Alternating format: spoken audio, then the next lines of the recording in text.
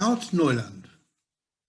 Autneuland, published in 1902, is Herzl's romantic novel of how the state of Israel would look in the future. He sends Dr. Friedrich Löwenberg on a trip, passing through Palestine where he sees dirt, misery and poverty. In fact, as it was in 1900.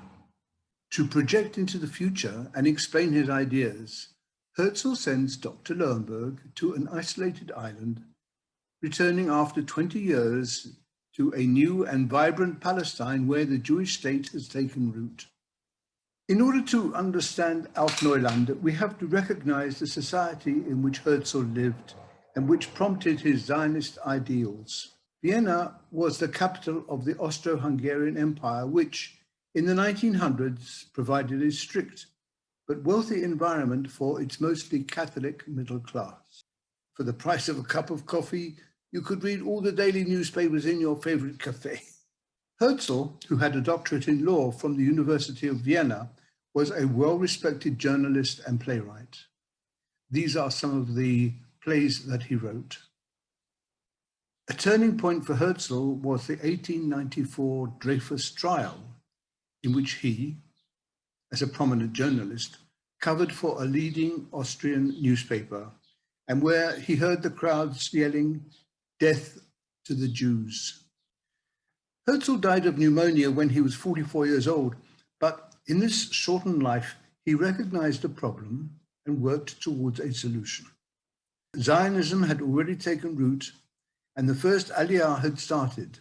Herzl wrote The Jewish State, his vision of future possibilities, in 1896. Stefan Zweig comments on The Jewish State and writes, "The response to his ideas did not come from the well-situated, comfortable Jews in the West, but from the gigantic masses in the East, from the Polish and Russian proletariat of the ghetto." Herzl, with this pamphlet, has brought to flame the glowing coal of Judaism long smouldering in ashes. Herzl convened the first Zionist Congress in 1897 to create a home for the Jewish people in Palestine. Now, let us open Autneuland. Dr. Friedrich Löwenberg was very depressed. In Vienna in 1890, there was a glut of professionals. Friedrich was head over heels in love, but working for a pittance as a barrister's assistant, and therefore could not ask for the hand of Ernestine. But there was hope. He had been invited to a party given by Ernestine. However, as the party progressed, it was obviously a party to announce the engagement of Ernestine to Leopold of the textile firm of Weinberger and Sons. In a daze, he returned to his favorite cafe and, well, almost stumbled over a small boy. His misery was interrupted by a peddler who came into the cafe. To get rid of him, he gave him a coin and was amazed as the waiter took the coin in exchange for a bag of stale rolls, one of which he gave to his son, the beggar boy outside. Friedrich started to talk to the peddler and learned that he was about to be evicted from their tiny room. The small change Friedrich had in his pocket was sufficient to stop this happening, and at last Friedrich found some happiness within his misery. It was then that he made the acquaintance of Mr. Kingscourt, an unhappy, self-made man who was seeking solitude in a deserted island he owned and was looking for someone in a similar situation to be a companion. In his despair, Friedrich agreed. "Before we sail off in my yacht, is there anything you need?" Friedrich thought for a moment and said, "Yes. I can give the peddler money to set him up. It was a pleasant thought that my farewell to this life will benefit somebody." They stopped in Jaffa and were horrified at the dirt and smells. And then they took the primitive railway line to Jerusalem. Kingscourt, looking at the blank scenery, said, "But something could be done with this desolation. Afforestation, 500,000 young firs. What this land needs is water and shade. It might have an undreamed of future." Later, they visited the settlements of Rishon LeZion and Rehovot. So now we come to book 2. After 20 years, curiosity tempted Mr. Kingscourt to return to Europe. They arrive in Haifa and see tall buildings with the names of European trading companies written on them in large letters. They arrive at All Nations Square and are accosted by someone who has been following them. "Are you Dr. Friedrich Lohenberg?" Amazed, Frederick said, "Who are you?" "I'm David Litvak, the little boy whom you saved from starvation together with my parents and sister." So now Frederick and Kingscourt have a perfect guide. Hearing a slight noise, they look up and see an elevated suspension railway with large carriages racing through the air. Herzl often emphasizes that the elevated suspension railway and other developments are not new and exist in Europe in the 1900s. Interestingly, he doesn't talk about air travel. The first heavier-than-air machine flew in 1903, after Autneuland was published, nor does he talk about the revival of the Hebrew language. They pass many fine buildings and meet David's good friend, Rashid Bey, an Arab, who is also a member of the New Society, and arrive at David's home and meet his wife, sister, and his 1-year-old son, aptly named Frederick. My aim in this presentation is to give an idea of Herzl's ideas, but I cannot project the beauty of Herzl's writing as he shows how Kingscourt is captivated by David's son, little Frederick. As they have lunch, David talks about the ideals of the society in which they live. Women have equal rights and obligations as men. They do not waste more time, nor do they talk more twaddle than men. Welfare is centralized.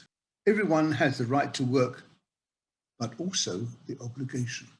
Begging is forbidden.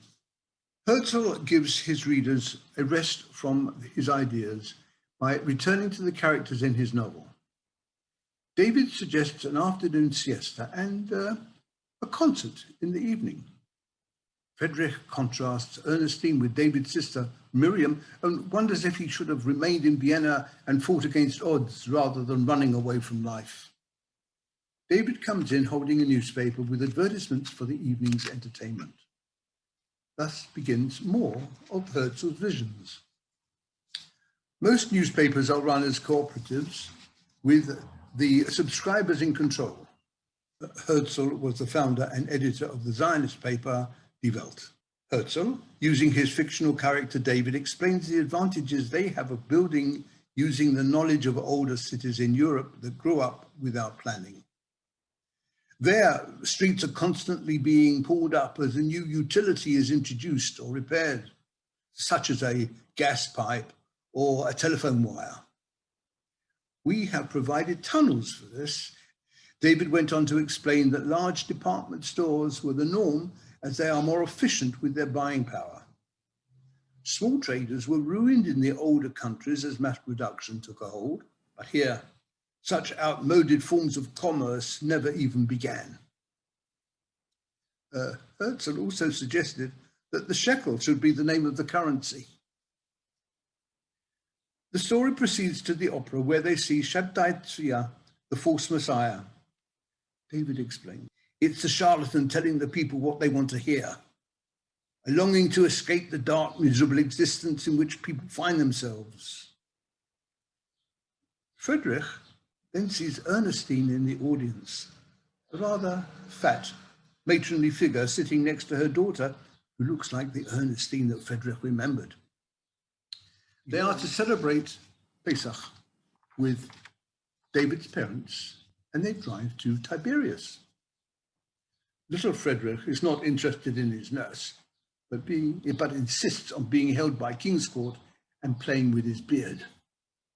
They stop to pick up David's friend Rashid, and Kingscourt asks, "Haven't the former inhabitants of Palestine been ruined through Jewish immigration?" On the contrary, Jewish immigration was a blessing for all of us. Those who had nothing could only gain. Now they have employment, better food and welfare. Look at the draining of the swamps. Our indigenous labourers were well paid. Their children go to school and nothing has been done to interfere with their customs or their faith. David then talks about the success of the new society being the result of previous movements, like the English, who experimented with cooperative ventures like the Rochdale Pioneers and Rachalin in Ireland. Herzl cleverly breaks up the story of King's Court and Frederick by inserting his vision of the future Jewish state. However, we are left waiting to know how David's father, the peddler, has fared and what will happen at the Seder. As they travel, Miriam suggests to David that perhaps he should stay in Palestine. But David says that he is honor bound to stay with King's Court. They enter Tiberias, a flourishing holiday town where shrewd Swiss hotel keepers saw the commercial possibilities of the climate and the beauty of the landscape. At last, they meet the dignified old man who was that wretched peddler.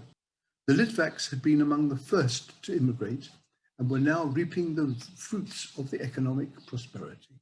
David takes us to an institute which is studying microbes, where a professor is hoping to find a drug to cure malaria, which is necessary in Africa. Why Africa? Think of the hair-raising cruelty of the slave trade.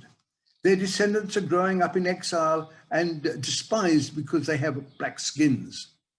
I wish to prepare the way for the return of the Negroes. Thus, we find that not only did Herzl think about Jews, but also others who suffered as a minority. Herzl also takes us to the potential wealth of the Dead Sea. At the Seder, there is the family, Rashid and Father Ignatius, and of course, Frederick King's Court. David, the youngest, recites the Manishtana. Frederick felt overwhelmed as the ancient ceremony, unchanged over centuries, is enacted, and memories flood of his childhood when the same ritual had taken place. Herzl now needed to explain how the necessary capital was raised. A recent invention, the phonograph, was used. The general manager of the new society spoke of the agreement with the Turkish government and the methods used to buy land. He also compared the beginnings with the gold rush in America, where money was made by entrepreneurs who supplied tents and boots, and the doctors who saw opportunities. Herzl continues his explanation with the founding of the Jewish National Fund and how able-bodied Jews from different parts of Europe were encouraged to move to the new country. To attract the middle class, he offers a plot of land free, providing they build a home on the land. He also talks about a canal from the Mediterranean to the Dead Sea. The creative literary streak in Herzl then compares the last song of the Haggadah, Yad Gadya, the plough first dragged by man, then by oxen, then by a locomotive driven by coal, and then by a tractor powered by petrol. The next stop was Jerusalem. Modern suburbs had arisen with a network of tram lines. And then Shabbat enters. Shops are closing. They notice many temples for different faiths. Frederick thought of history and the forced conversion of Jews in Spain, and now the Jews were no longer in exile. Religious tolerance was central to his ideas. What would Herzl think today? And Tel Aviv with its high-rise buildings, and the Ayalon, and Route 6. Herzl wrote his ideas in Autneuland, many of which I have related. So, what's happening in the story? Will King's Court want to take Frederick to Europe? Or will he be enchanted to stay by David and Sarah's little boy and the new society? Is there a romance brewing between Frederick and Miriam? To find these answers, you will simply have to read Autneuland. Thank you.